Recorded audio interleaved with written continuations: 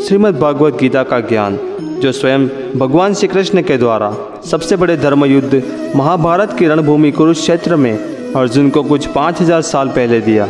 यह ईश्वर वाणी है जिसमें संपूर्ण जीवन का सार है एवं आधार है। मैं कौन हूँ, यह देह क्या है, यह देह के साथ मेरा क्या नाता है, देह त्यागने के पश्चात क्या मेरा अस्तित्व रहेगा, यह अस्तित्व कहाँ और किस रूप में होगा, मेरे संसार में आने का क्या कारण है, मेरे देह त्यागने के बाद क्या होगा, कहाँ जाना होगा। यह सभी प्रश्नों के उत्तर श्रीमद् भागवत गीता में सहज ढंग से श्री भगवान कृष्ण ने अर्जुन के साथ धर्म संवाद के माध्यम से दिया है। भगवान श्री कृष्ण कहते हैं कि हम सब आत्माएं हैं। जब पंच महाभूतों से निर्मित मनुष्य का यह देह नष्ट हो जाता है, इस संसार में नहीं रहता, तो मनुष्य के कर्म और उसके विचार इसका परिचय बनकर इस संसार में रहते हैं। सभी मनुष्य एक समान हैं, पर फिर भी सबके विचार और चरित्र भिन्न हैं। प्रत्येक मनुष्य दूसरे मनुष्य से भिन्न होता है और उसका मूल कारण रजोगुण, सत्वगुण और तमोगुण है। तमस का अर्थ है अंधकार अर्थात प्रकाश का अभाव। विचार के प्रकाश के अभाव में केवल शरीर की इच्छाओं के अधीन होकर जीना तामसिक व्यवहार कहलाता है। पशु, पक्षी, जल, जीव ये सब इसी श्रेणी में आते हैं। जब तमोगुण का प्रभाव बढ़ता है तब मनुष्य मोह से गिर जाता है, आलसी हो जाता है, दूसरों के साथ दुर्व्यवहार और उनको अपमानित करने लगता है। और सत्व का अर्थ है ज्ञान का प्रकाश, जो सत्य का, धर्म का, नीति और परंपराओं का विचार करके जीवन जीता है, उसे सात्विक जीवन कहते हैं। और ये दोनों गुणों के मध्य होता है रजोगुण अर्थात ऐसा मनुष्य जिसमें ज्ञान है, विचार करने की शक्ति है, परंतु वो मन और शरीर की इच्छाओं की पूर्ति करने के कार्य में बंधा रहता है। ऐसा मनुष्य अहंकार के साथ जीता है। इन तीनों गुणों के मेल से मनुष्य का स्वभाव बनता है। भगवत गीता समझाती है कि मनुष्य केवल पंच महाभूतों का मेल नहीं है, पर उनके अलावा भी एक शक्ति है जो मनुष्य को विचार करने की, धर्म और कर्म समझने की, उसको भिन्न बनाने की शक्ति देती है। और वो शक्ति है चेतना अर्थात आत्मा, जो मनुष्य योनि नामक यंत्र में वास करती है। हर एक आत्मा परमात्मा की ही अंश है। जब आत्मा और परमात्मा का मेल होता है तभी जाके मनुष्य का देह जीवित रहता है।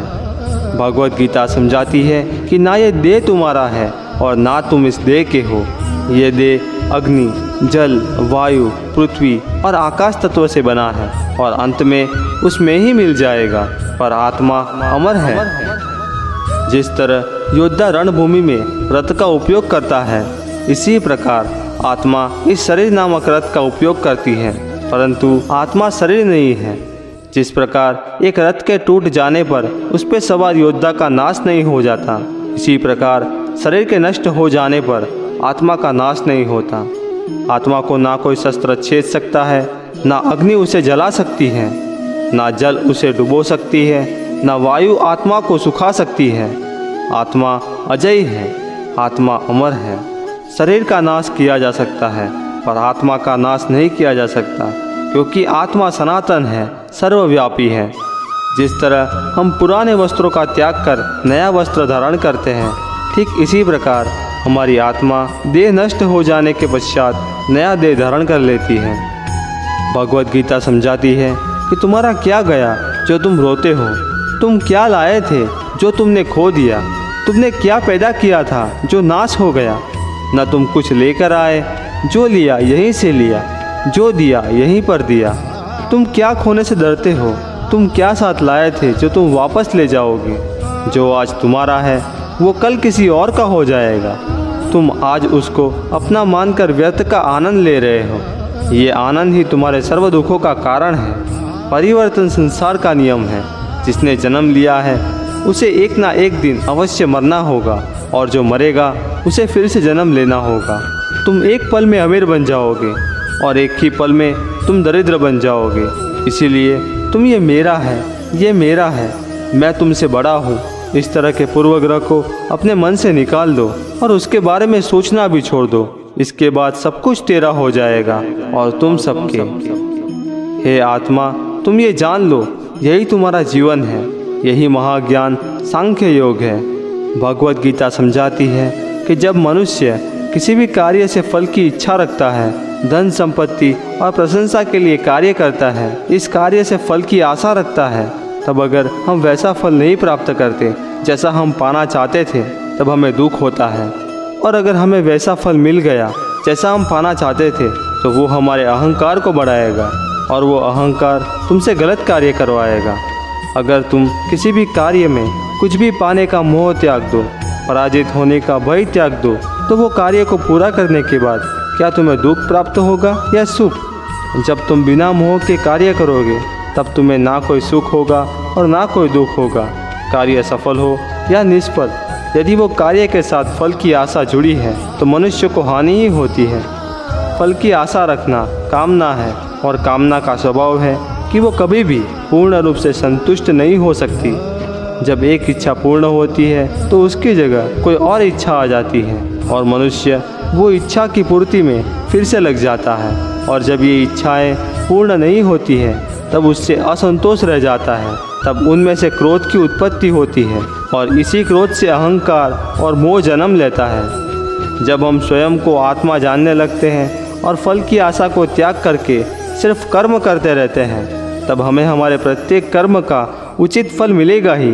यही कर्मयोग है।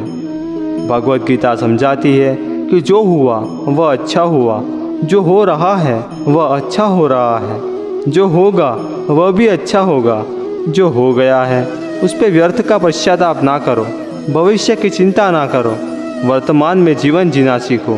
जो मनुष्य ये जान लेता है कि वो स्वयं कुछ नहीं करता, उसी के हाथों महत्वपूर्ण कार्य होते हैं। असफलता से दुखी होकर जिसका मन विचलित नहीं होता, वही मनुष्य सफलता का मनोरथ पूर्ण कर पाता है, वही बार बार सफलता भी प्राप्त करता है। इसीलिए तुम सिर्फ कर्म करते रहो, तुम्हें तुम्हारे कर्म का फल अवश्य ही मिलेगा। श्रीमद् भागवत गीता परमात्मा के द्वारा दी गई अनमोल और अहम किताब है, जो सिर्फ एक धर्म के लिए नहीं परंतु सब आत्माओं के लिए है। आइए हम सभी ये ग्रंथ को पढ़ के हमारे ज़िंदगी को उत्तम बनाने का प्रयास करें। अगर आपको हमारी ये वीडियो पसंद आई हो तो उसे औरों के साथ बांटिए, ताकि सब मनुष्य अपने जीवन के असली मकसद को जान सके। अगर आप श्रीमद् भागवत गीता पे इसी तरह की और वीडियो देखना चाहते हो तो हमारे चैनल डिज़ायर हिंदी को अभी सब्सक्राइब करें और बाजू में बने बेल आइकन को भी प्रेस कर दीजिए, जिससे आपको हमारे आने वाले वीडियो की नोटिफिकेशन मिलती रहे। आभार।